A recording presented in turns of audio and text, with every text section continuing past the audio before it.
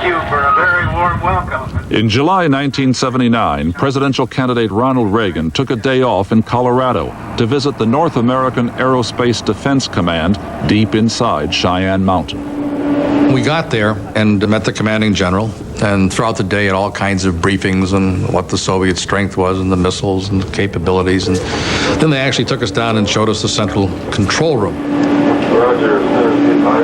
Mr. Reagan was asking what our capability was in terms of destroying or meeting an incoming missile attack. And of course our capability was at that time zero.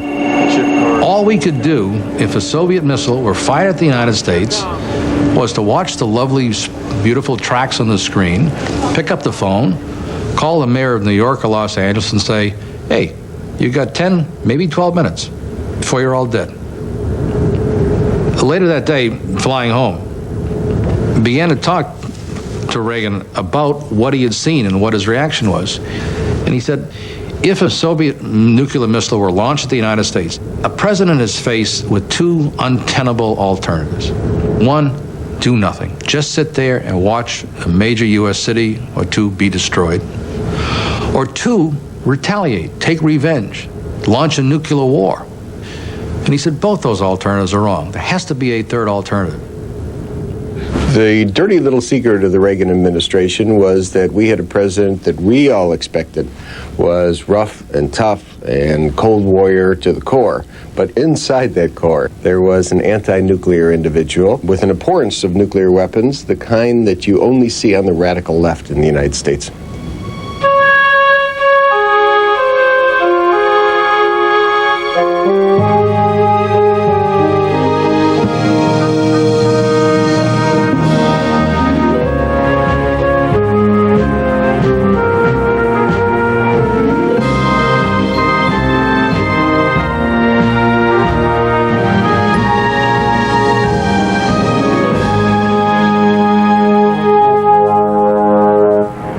Reagan spoke out on the danger of the Soviet arms buildup long before it was fashionable. He's always advocated a strong national defense and a position of leadership for America. We've learned by now that it isn't weakness that keeps the peace, it's strength. Our foreign policy has been based on the fear of not being liked. Well, it's nice to be liked, but it's more important to be respected. Soviet forces invaded Afghanistan as Reagan's election campaign was beginning. The invasion helped him drive home his message. Ronald Reagan, of course, had been arguing for years that the Russians were coming. So the moment that the Russians marched into Afghanistan, his point of view had been vindicated. A Soviet army of invasion occupies Afghanistan, further threatening our vital interests in the Middle East. America's defense strength is at its lowest ebb in a generation, while the Soviet Union is vastly outspending us in both strategic and conventional arms. Reagan's promise to make America strong helped him to win the election. At his first press conference as president, he sent a message to Moscow. The President of the United States. I was in my office during Ronald Reagan's first press conference, and I had seen him walking down the hall going in, and I went to my office and we were watching President Reagan. Mr. President, what do you see as the long-range intentions of the Soviet Union? Well, so far, détente's been a one-way street that the Soviet Union has used to pursue its own aims. The only morality they recognize is what will further their cause, meaning they reserve unto themselves the right to commit any crime, to lie, to cheat. Everybody there from the Carter administration, their jaws hit the ground. They're going, oh my gosh, and I could see they were in horror. And I just thought to myself, this administration's going to be a lot of fun. Reagan was determined to double the defense budget, deploy a new generation of nuclear missiles, and face down the Soviet Union. Overall was, I should say, very angry reaction in the Politburo about this. So at the very beginning, the relations begin on a very rocky way. The new president's attempts to strengthen America's nuclear arsenal ran into trouble. Anti-nuclear protests were gaining strength. We had all of the nuclear holocaust picture of the world in the aftermath of an exchange and how nobody can win and so forth. So tremendous political obstacles. The new centerpiece of the American nuclear strike force was the mobile MX missile, but every attempt to deploy it ran into problems. The Pentagon proposed concealing the MX in a maze of silos known as Multiple Protective Shelters, or MPS. The people in the states involved obviously did not want their state to be targeted by the Russians. So MPS then turned out to be a pig in a poke. It wouldn't sell. Цельный автомат. Цель ставит помехи. Цель маневрирует. Внимательнее на приборах. Цель в зоне. Пуск. The president's security advisors warned him that the Soviet Union had 3 times more missiles than the United States, and with bigger warheads. To try to build missile for missile with the Soviets was a losing proposition for us, because since they had no Congress, they could build virtually without limit. They could build the missiles, they could field them, they could have rail mobiles, they could have truck mobiles, anything they wanted to. It was not a political obstacle to us. Everything was a political obstacle. President Reagan took a major defeat tonight as the future of the MX missile went on the line in the House of Representatives. The vote 245 to 176. Well, we just got a very tough statement from President Reagan just a few moments ago in reaction to his defeat on MX. He called the vote by the House a grave mistake. He called it a serious setback to efforts to safeguard national security. And he said that the majority in the House had chosen to go sleepwalking into the future. But in this defeat, Reagan saw an opening for an alternative to the nuclear deterrent, which had kept an uneasy peace between the superpowers. The certainty that any state that launched a nuclear war would itself be annihilated was known as mutual assured destruction. President Reagan hated the idea of mutual assured destruction, as I would think anybody unschooled in the conventional wisdom of strategic policy would. I mean, it takes intellectuals to embrace a policy that says we should all destroy one another. President Reagan said to me in the Oval Office, "It's coming, Bud. This inexorable building of nuclear weapons on our side and the Russian side can only lead to Armageddon. And we've got to get off that track." The president had been offered another option by one of the inventors of the hydrogen bomb, Dr. Edward Teller. He had a design for a space-based nuclear laser that he claimed could shoot down ballistic missiles. He called it Excalibur.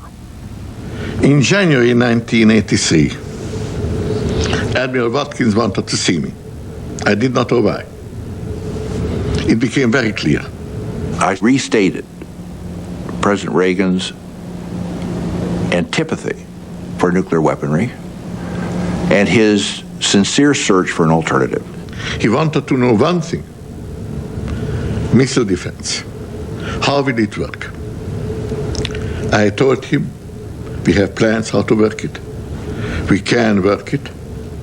He was kind of the final checkoff that I needed in my own mind to say, okay, I'm going to go for it. On February 11, 1983, the president summoned his defense secretary and the Joint Chiefs of Staff. His purpose, to get their backing for a plan that could change the entire basis of American defense policy.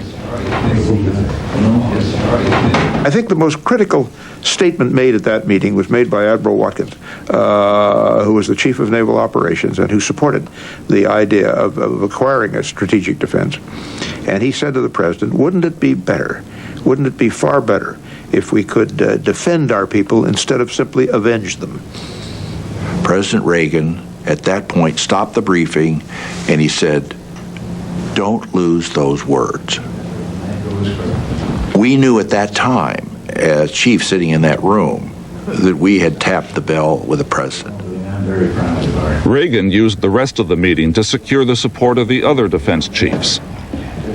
The president was quite canny about understanding he needed the support of all of the chiefs, not one or two, but all five, to get this program to the Congress. And for that reason, he nailed down their position. Each one said yes, And I suppose I could say that I was more enthusiastic. The president by this time was leaning forward, quite bullish, and said, "I'm excited about this." You could see President Reagan almost heave a sigh of relief. And I think he was just waiting for the opportunity to say, can we do it now? Can we do it now? Can we go now? Can we do it now? And when we said, yes, Mr. President, he was extremely pleased. The military chiefs thought they were signing off on a long-term research project, but the president couldn't wait. He bypassed the usual White House procedures and told his staff to add the Strategic Defense Initiative to a forthcoming speech. I took a hand at drafting it, and in order to assure that I had properly expressed the concept, I called Jay Keyworth. When I first took a look at the draft, the sheer enormity of it, I am sure left my face ashen. The Pentagon was not consulted. The defense secretary was at a NATO conference in Europe. He received the text of the speech about the defense budget the president would deliver in just 48 hours. Cap Weinberger had gone to bed, and so this thing was brought to me, and I read through it, and it was the speech that I'd seen pretty much, except there were 14 paragraphs tacked on at the end that announced the Strategic Defense Initiative. There was an attempt to do this secretly because they thought various people in the Pentagon, the State Department, elsewhere would oppose it and try to talk the president out of it. I spent the night making phone calls trying to discourage the launching of the proposal at the end of this budget speech. Richard called me and he said that he had just now, minutes before, seen a first draft, the draft, and he said, Jay, he said, if there ever was a time where a man should fall on his sword, this is it. And he said, you must fall on your sword. You must stop this. In Washington, the Secretary of State saw the draft, and he went straight to the president.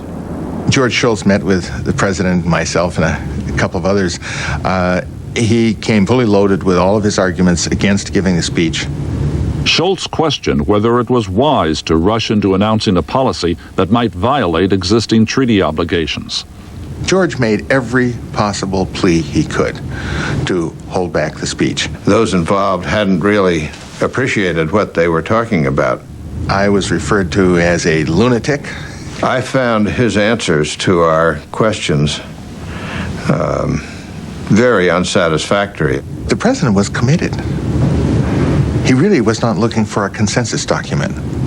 The president was leading. The Reagan legacy is sponsored in part by fast-acting Mylanta. My doctor said my... Tonight we're launching an effort which holds the promise of changing the course of human history. Let me share with you a vision of the future which offers hope. It is that we embark on a program to counter the awesome Soviet missile threat with measures that are defensive. Wouldn't it be better to save lives than to avenge them? I had arranged with Jay Keyworth's help to have leading scientists from throughout the country invited to the White House.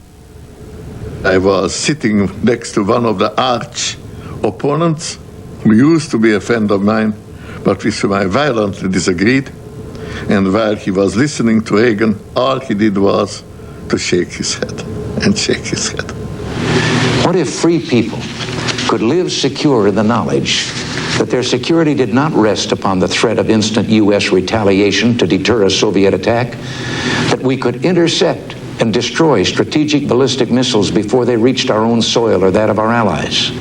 I thought that the speech was so positive that it did sound as though a major scientific breakthrough had occurred. Actually, none had occurred. Shultz tried to avoid a rupture with the Soviets. The president authorized me very shortly before the speech was delivered to go over it with Ambassador Dobrynin, the Soviet ambassador in Washington. My first question was, but it looked to me, it's a new arms race. Now we have arms race in space. Когда была президентом Рейганом объявлена программа СОИ, и она была первоначально объявлена как программа создания непроницаемой противоракетной обороны страны, то это вызвало у нас, значит, большую заботу и большие дискуссии, большое изучение проблемы. Мы оказывались беззащитными, что наши ядерные силы сводятся к нулю, что совесть способна это уничтожить, а все еще в воздухе, так сказать, и ничего никуда, ничто не долетает в случае нападения американцев. Most American scientists took SDI less seriously. In foreground comes a very attractive laser battle station,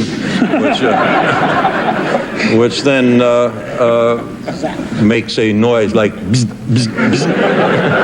There's a blue flash, and the Soviet warheads disappear. They don't even fragment. They're just gone from the screen.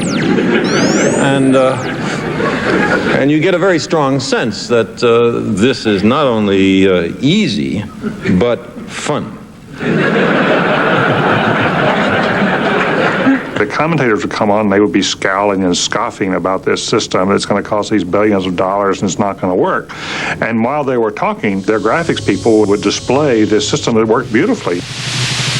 You would see a Soviet missile shot out near Moscow somewhere, and it would be halfway up across the skies, and then something would come out of the United States and intercept it in the air, and boom, the whole thing would disappear, and so the United States is safe. The good guys win again. At the start of Reagan's presidency, the West was facing a new challenge.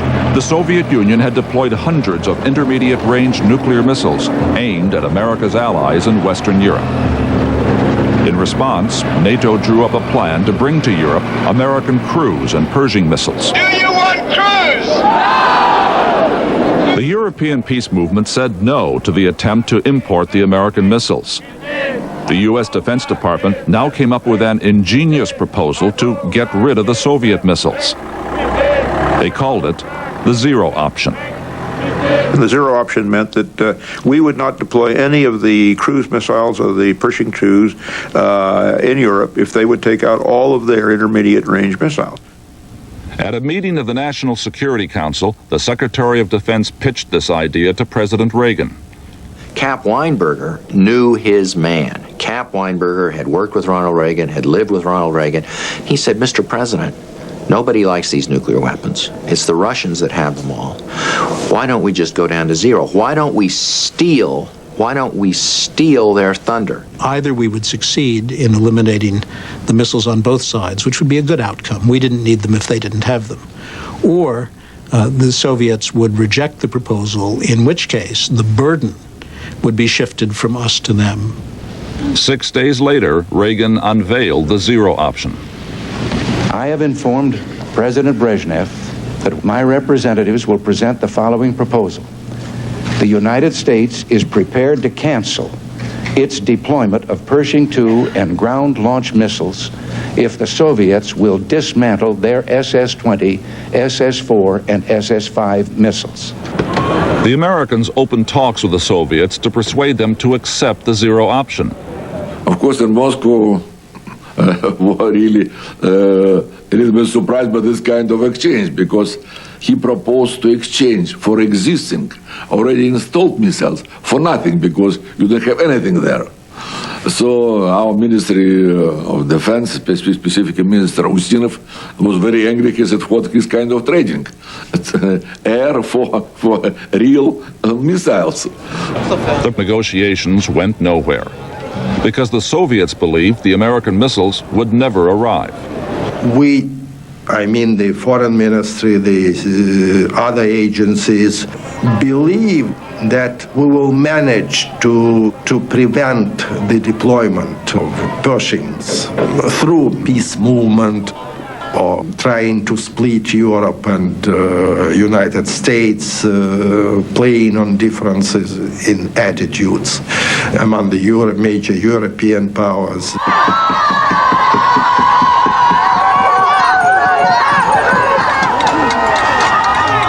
They thought that nobody would like in Europe to have on their soil American missiles. But the Soviets miscalculated. The NATO governments welcomed the new American missiles to Europe. Политически это был, конечно, большой проигрыш, потому что Першинги долетали до... Правда, и наши долетали быстро, с такой же скоростью, но не до Америки. What President Reagan was saying to the Soviet leadership is no more Mr. Nice Guy. we're going to rebuild our defenses. You're running an evil empire and we don't like it. I urge you to beware the temptation of pride, the temptation of blithely declaring yourselves above it all and label both sides equally at fault, to ignore the facts of history and the aggressive impulses of an evil empire. It was all too much for the Soviet leadership. They instructed their delegation to walk out of the zero-option talks. Mr. Vitinsky, can you tell us, did you walk out? Is that all over? Состоялось заседание.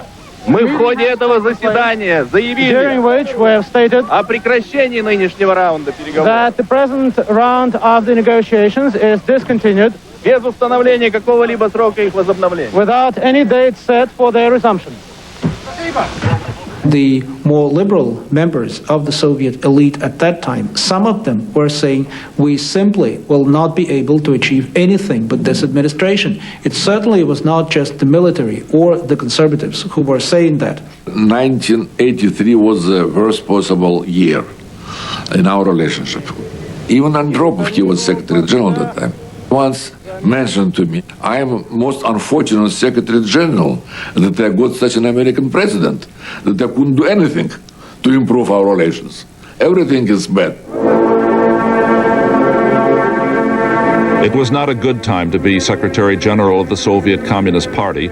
In quick succession, Brezhnev, Andropov, and Chernenko were carried to their final resting places next to Lenin's tomb.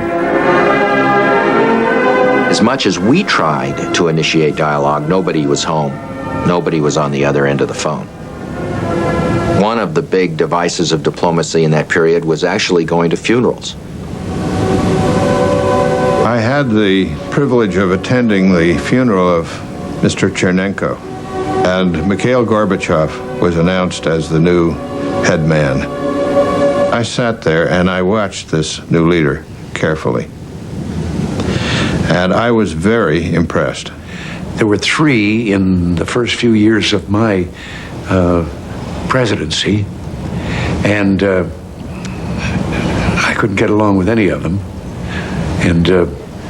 But this was entirely different.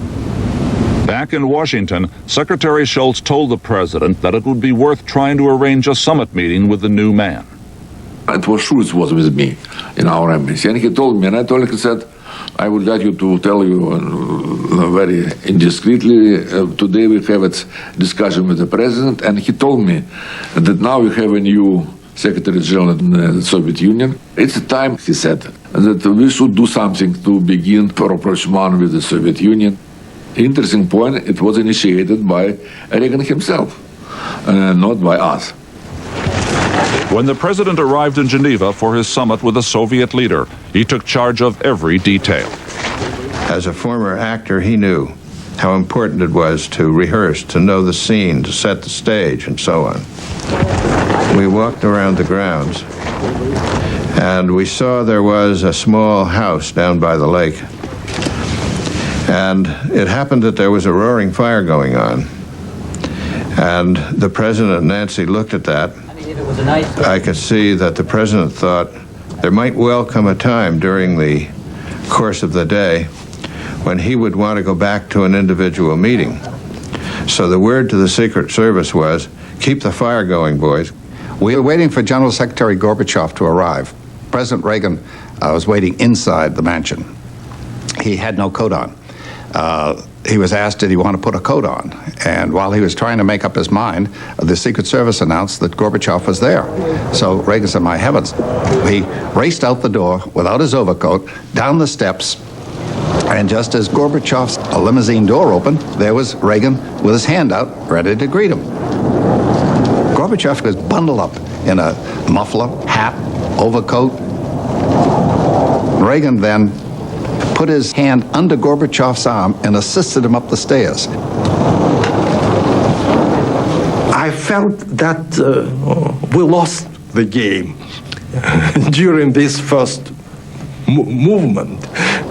You can compare it with a chess game. We started with the wrong move. As the talks began, Reagan showed he intended to dominate. In the middle of the afternoon of our first day, the president got up and he suggested to Gorbachev, this is getting a little dull around here, let's you and I go down and talk some more, and we'll walk down by the lake. There's a house down there. President Reagan told us afterwards that he had described in general terms to the General Secretary what his position was, that he was not going to allow the Soviet Union to outdo the United States, that if they persisted, we would go back to an arms race. And we knew, matter of fact, Gorbachev knew it better than Reagan, that their economy couldn't stand that. Я его остановил тут же и сказал: господин президент, вы не прокурор, и я не обвиняемый. Вы не учитель, и я не ученик. Я и вы руководители огромных государств. Это мы должны с вами не забывать. The next morning, Reagan had to listen to Gorbachev's response. All of a sudden, Gorbachev mounted a full-scale attack on the president's Strategic Defense Initiative. Я сказал, если мы оказываемся в новой сфере, и это совершенно другое оружие, связано, действующее на других принципах, то это все, вообще говоря, опрокидывает всю деятельность. То есть это, вообще говоря, катастрофа.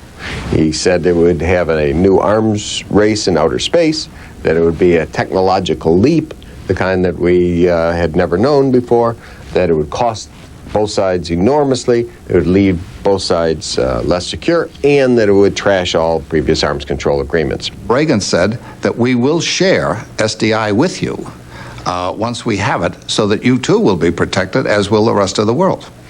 Я говорю: господин президент, вы не можете поделиться элементарными вещами. Все в каком загнано, простые вещи. Чтобы этим вы поделились, не будем наивными. Gorbachev went at Reagan with all these arguments about money, about technology, about past arms control agreements, and Reagan would sit there and think to himself, my God, this is the most moral, holy thing I could do in my administration. So in many ways, they were talking past each other. Женева — это, конечно, это начало. Очень трудное, переговоры слишком сложно. И даже ни мы, ни они не хотели, чтобы мы вернулись с пустыми руками. Although nothing concrete was agreed, they did take home a wary liking for each other. Fran, could you get me the Thailand? The eye rolled on. In the 3 years since Reagan had announced the program, the Pentagon had pumped tens of billions of dollars into researching various weird and wonderful ideas for defense against missiles. But there was still no evidence that the program could achieve Reagan's ambitions. Even now, we're performing research as part of our Strategic Defense Initiative that might one day enable us to put in space a shield that missiles could not penetrate, a shield that could protect us from nuclear missiles just as a roof protects a family from rain. In Moscow, Soviet leaders believed Reagan's claims. They wondered if they could keep up with this latest twist in the arms race. Были, разумеется, расчеты экономические, а сколько стоит, чтобы такую же программу, идентичную программу осуществить Советскому Союзу. И мы убедились, что это не под силу. On vacation by the Black Sea, Gorbachev worried over these gloomy calculations. He had to do something to stop Reagan's SDI. Однажды я к нему явился таким вот образом. Он говорит: ну что будем, говорит, делать с Рейганом? Я говорю: что делать с Рейганом? Я письмо получил от Рейгана и должен на него отвечать. Шеварднадзе подготовил со своим аппаратом ответ рутинного содержания. А касалось все это переговорного процесса. Горбачев на это отреагировал так, что это все жвачка, это все нафталин, как он любил выражаться. Это уже все прошло. Надо сдвигать это категорическим образом. И сдвинуть это могут только два лидера, два руководителя: президент и генеральный секретарь. Я хочу выдвинуть предложение о срочной встрече с президентом. Где-то на полпути. Лондон, Рейкьявик. Так это произошло. Вы, так сказать, в шортах и в короткой, в майке без рукавки. Был решен этот исторический вопрос. Gorbachev tried his idea for a summit on the man who had spent 24 years reading the American mind for the Kremlin. The question is what kind of question they are going to discuss. Gorbachev answered that he is prepared to propose a very substantial reduction in strategic missiles in exchange for SDI. Но мы должны внести такие предложения, что если их принимают наши партнеры, то мы действительно начинаем реальную разрядку, разоружение, реальное. I answered to him that in general it's a very good idea, but I doubt very much that President Reagan will accept demolishing SDI. It's a very dear child of his, and he will not change it. When Foreign Minister Shevardnadze arrived in Washington to deliver Gorbachev's invitation, he found the Americans gripped by a Cold War crisis. It was a very tense time. The Soviets had seized a reporter as retaliation against our arresting a spy. Schultz called and asked the president if he would see Shevardnadze. And Reagan said, certainly. He said, because I want to give him a piece of my tongue. President Reagan tore into Shevardnadze over the case of this journalist, saying they had absolutely no right to seize an American citizen. The man was not a spy. The Soviet foreign minister finally managed to hand Reagan the invitation. Reagan took the letter, put it on the coffee table, didn't even read it, didn't look at it, and continued lashing at Shevardnadze. Finally, Schultz signaled it was time to leave, and the two of them left. Gorbachev's letter suggested they begin preparations for a summit immediately. We were all puzzled by that. We didn't understand why the suddenness, why the need for a quick one. The Russians released the journalist. The White House cleared the president's schedule, and only 2 weeks later, the American team arrived in Iceland. The first morning, we all go to this little house called Hofty House. It was reputedly a haunted house at one time. Я явился туда, приехал с предложениями. Простая формула. У нас наземные главные, сила, у вас подлодки, да и авиация мощная. Вот. Но, тем не менее, есть триада. Я вношу предложение. Все сократить наполовину. He opened up his briefcase and unloaded the kind of substantive agreements that we had never seen in 40 years of negotiating with the Soviet Union. We all went to our secret bubble, an electronic eavesdropping proof room where we could go through their proposal. If you're ready, set the agenda. He amazed the Americans by his readiness to remove all intermediate-range missiles from Europe. In effect, he was agreeing to their zero option. The summit was supposed to end at noon on Sunday, but the schedule quickly went out the window as Reagan raised the stakes. Друг, значит, американская сторона предложила, давайте полностью ликвидируем все межконтинентальные баллистические ракеты. Gorbachev was in a quandary. He didn't want to reject any proposal for disarmament, but intercontinental ballistic missiles were the Soviets' main strength. Товарищ Горбачев сделал перерыв и пришел к нам и спрашивает, вот предложение американское, что вы на это скажете? Я сказал, что а почему только межконтинентальные баллистические ракеты и ракеты подводных лодок? Давайте полностью ликвидируем стратегические вооружения. Раз все и так, то давайте далеко идущим предложением, может быть, погубим сои. Как бы другой зонтик и задавить, другая плита. И в виде этой плиты, которая способна задавить сои, это всеобщее разоружение ядерное до 2000 года. When the meeting resumed, Gorbachev dangled before Reagan the substance of his dreams. Gorbachev said, what we should do is get rid of all nuclear arms. And Reagan leaned over and said, is that exactly what you want? Get rid of all nuclear arms? That's exactly what I want. Just as he was reaching forward to accept these concessions, Gorbachev said, but you've got to give me SDI. Если мы здесь становимся на путь таких кардинальных сокращений, то мы решительно отвергаем идею о переносе этой гонки в космос. Поэтому должно быть прекращены или ограничены теми определенными, так сказать, моментами. Now it was Reagan's turn to consult his team. He said, my God, guy wants to eliminate nuclear weapons. We tried to say, you say those kind of things, no one takes it seriously, not their side, not our side, but Ronald Reagan took it seriously. Reagan was indeed considering Gorbachev's offer. His horrified aides warned him what confining SDI to the laboratory would mean. This would kill SDI because you could never test the shooting down of missiles in a building. As he listened to advice from the group assembled about the impact on the SDI program of what Gorbachev was proposing, he looked up and he said, if we agree to this, won't it be because we're determined to bring an agreement home from Reykjavik? During the break, journalists waiting outside the Hofty House heard from the Russians that a remarkable agreement was imminent.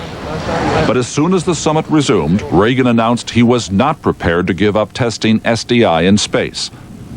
Gorbachev made it clear it was the whole package or nothing. Я ему сказал, знаете, вас отделяет, вообще говоря, от президента, который может войти в историю как великий человек, великий президент, всего несколько шагов. Вы должны преодолеть это. The president wrote out a little note and he shoved it over to me. It said, George, am I right? And I wrote back, yes. Вдруг открываются двери. Вот эти высокие белые двери, за которыми они там сидели. И по их лицам, по всем их фигурам мы увидели, что не состоялась договоренность. We have an agreement, sir! Will you meet again? Have you agreed on anything? Сумерки, и мы в автомобиле прощаемся. Он сказал, что вы специально так сделали, чтобы это все сорвать. Нет, говорю, президент, я не могу с этим согласиться. Если вы соглашаетесь с нашим требованием о недопущении гонки вооружений в космосе, то мы можем вернуться и подписать. Reagan looked at Gorbachev. He seemed a little confused. He did not comment on what Gorbachev had just said, and he just said in a somewhat confused way, well, I'm sorry. I'm sorry. And that was it. As he got into the limo, I looked at him. He looked tired, worn. I said, what in the hell happened in there? And he said, Don, we were that close to getting rid of all nuclear weapons. And he said, but he wanted us to get rid of SDI. And he said, I wouldn't give in. And he said, we were that close. I realize some Americans may be asking tonight, why not accept Mr. Gorbachev's demand? Why not give up SDI for this agreement? Well, the answer, my friends, is simple. SDI is what brought the Soviets back to arms control talks at Geneva and Iceland. SDI is the key to a world without nuclear weapons. The whole point of the abolition of nuclear weapons was it was an idea that was great for bumper stickers. It was lousy when you thought about it for, I would say, 20 seconds or more. It was lousy when you thought about it because you didn't want a world where we had to match the Soviet Union on conventional capabilities. No one could afford that. News of Reagan's flirtation with the abolition of nuclear weapons reached London. When I heard about it, I just felt as if there'd been an earthquake underneath my feet. If you've ever been in an earthquake, you know what it's like. There's no place on the ground where you can put your feet where they're safe because the whole thing's shaking. And the whole thing was shaking. We hadn't a defense anymore. I thought, my goodness me, I must get over. Her arrival delighted Reagan's aides, who counted on her to say what they did not dare. Prime Minister Thatcher came to Washington with both guns blazing. She was quite angry about what had happened at Reykjavik. She regarded talk about total nuclear disarmament as visionary. I think she would have refrained from characterizing it as naive as long as she knew that it was the view of the President of the United States. But in her heart of hearts, she knew it was naive. By the time she left Camp David, Prime Minister Thatcher had persuaded the president to see things her way. My name is John Anderson. Weapons have prevented not only nuclear war, but conventional war in Europe for 40 years. That is why we depend and will continue to depend on nuclear weapons for our defense. Back Back in Moscow, Gorbachev began to rethink his position. Had the generals been right to make stopping SDI his first priority? Now he listened to a second opinion. И только потом, однажды, насколько я знаю, к Горбачеву пришли ученые и сказали, что вы волнуетесь. Во-первых, у нас есть очень серьезные сомнения, что это блеф. Gorbachev, now focused on the Red Army, maintaining its armed force of 5 million, was crippling the Soviet economy. To raise his country's standard of living, he had to cut military spending. Ну, во-первых, все-таки принципиальная идея. Все-таки дать прецедент и начать движение. Это главное. So, faced with this dilemma, he decided to divorce strategic or intermediate missile reduction from SDI. Gorbachev was now ready to deal with the missiles in Europe and Reagan's proposal, the zero option. He suggested that the time had come for both sides to remove all their intermediate missiles. Reagan's deployment of Cruise and Pershing had done its job. Нас эти средние ракеты «Першинги» беспокоили, вообще говоря, очень. Это, вообще говоря, приставленный к виску СССР пистолет с взведенным курком. Подлетное время до Москвы 3 минуты, до Волги 5 минут, а до других 1-2 минуты. Ничего сделать против этих ракет тогда мы не могли. The Soviet foreign minister came to Washington to negotiate the zero-option treaty. He also let the Americans in on a state secret about another imminent reversal of policy. Shevardnadze came to me in one of our meetings, and he asked to see me privately. And he said, we have decided in the Politburo that we are going to withdraw from Afghanistan. That is a decision. It is not going to change. We went into our larger session, and we had the usual arguments about Afghanistan, and I looked over at him at one point, and he rolled his eyes. By that time, I'd had enough dealings with him that I believed him. And I told the president.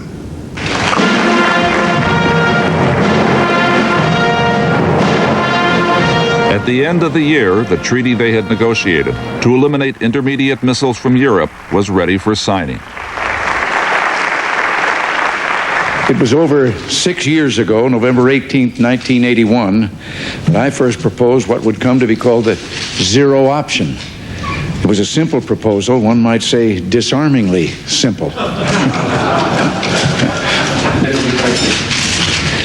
For the first time in history, the language of arms control was replaced by arms reduction, the complete elimination of an entire class of U.S. and Soviet nuclear missiles.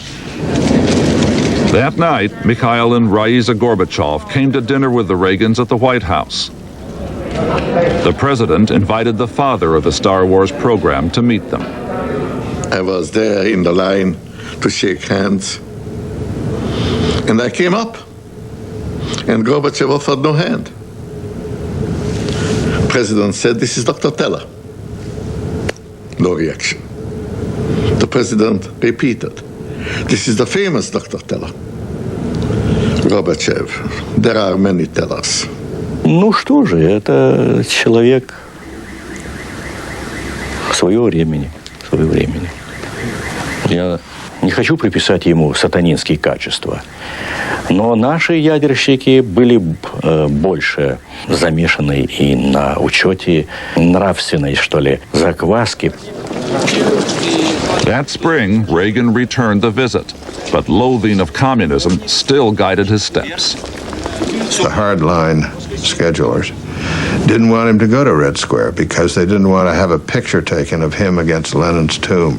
So the talk of President Reagan and Gorbachev on Red Square was near St. Basil's Cathedral, which is at some distance from Lenin's tomb. You still think you're in an evil empire, Mr. President? Why not? I was talking about another time and another era. Он-то говорил, что вы знаете, вот Михаил, не уже Михаил, Рональд, вот. А я ведь, честно говоря, думал, что вы все-таки на нас нападете. Он говорит, так и я думаю, что вы на нас нападете. He began as the number one enemy, and he ended as, if I may put it, this number one friend from capitalist world. They were shaking hands, strolling around the Red Square. Reagan's policy had worked, but not in the way he intended. SDI did not place a protective shield over America and still shows no signs of doing so. But it shook the Soviet leaders. For Gorbachev, who was trying to hold the Soviet system together, it was the last straw. In the final weeks of Reagan's presidency, Gorbachev announced he was coming to New York. He wanted to address the United Nations. Today I can report to you that the Soviet Union has taken a decision to reduce its armed forces. Within the next 2 years, their numerical strength will be reduced by 500,000 men. By agreement with our Warsaw Treaty allies, we have decided to withdraw by 1991 6 tank divisions from the GDR, Czechoslovakia and Hungary, and to disband them. Ему нельзя не отдать должное. Это убежденный человек, замешанный на величии Америки, на ее особой роли, на том, что она должна одержать победы. Wednesday on Discover Magazine, what makes a person beautiful? One plastic surgeon thinks it's all in mathematical equations. See how cutting-edge science proves that testosterone isn't so macho after all on Discover Magazine, only on the Discovery Channel.